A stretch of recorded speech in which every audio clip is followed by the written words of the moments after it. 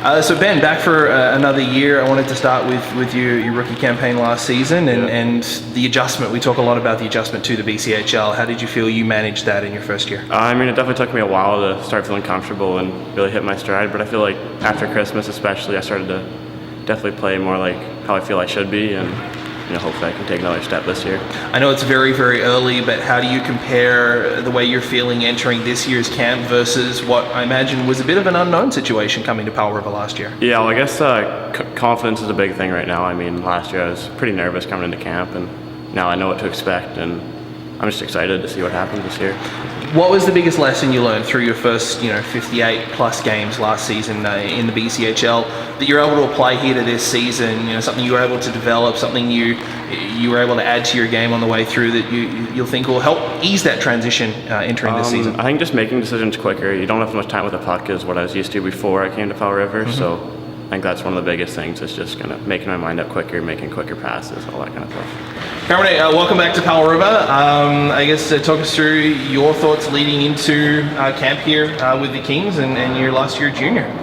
Yeah, I mean, got here on Sunday to help out with the Kings camp, and I'm starting to meet a lot of the new faces and good guys from Ontario, different places, New Jersey, and we're bonding pretty well so far. And yeah, my last year, it's gone by quick. Came back last year for the second half, and just looking forward to doing whatever I can to help the team, be a leader, help the younger guys, and see where it goes from there. Tough one, the way that last year ended. And I mean, you get a chance to get Victoria right away. How's that taste in the mouth there? And I guess, how did you kind of leave the 2016-17 season and move on from that? That was definitely tough. Not the result we wanted, and now we get to play them for our home opener this year, and it'll be a heated game and lots of emotion, and it'll be a good game between them and us, two pretty good teams in our division, and I think we're looking forward to it. 20-year-old season, third year here with the club.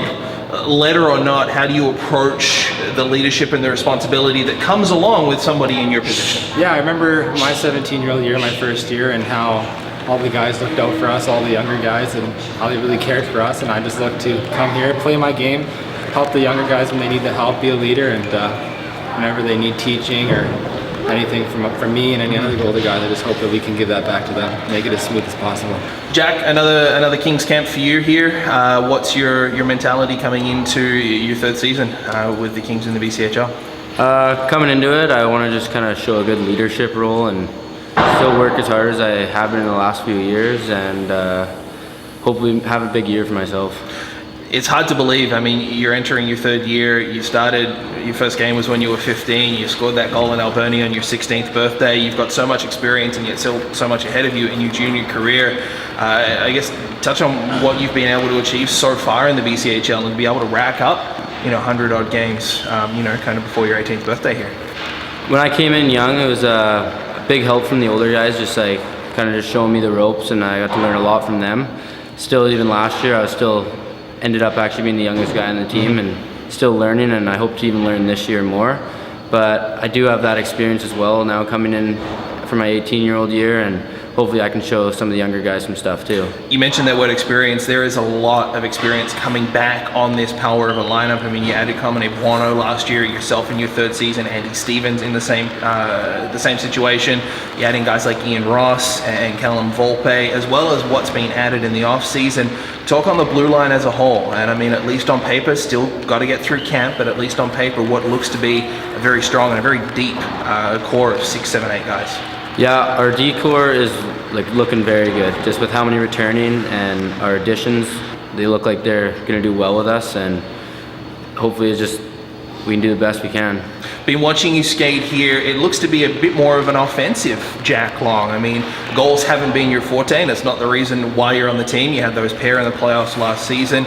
I guess talk us through that angle of your game and rounding out your game by adding the offensive aspect to it. I think that's just all coming with experience, with the speed. Like when I was younger, I was known as more of an offensive player, and I think all experience, I'm just starting to get more and more used to the speed, and that's where my offensive side's starting to come back into my game.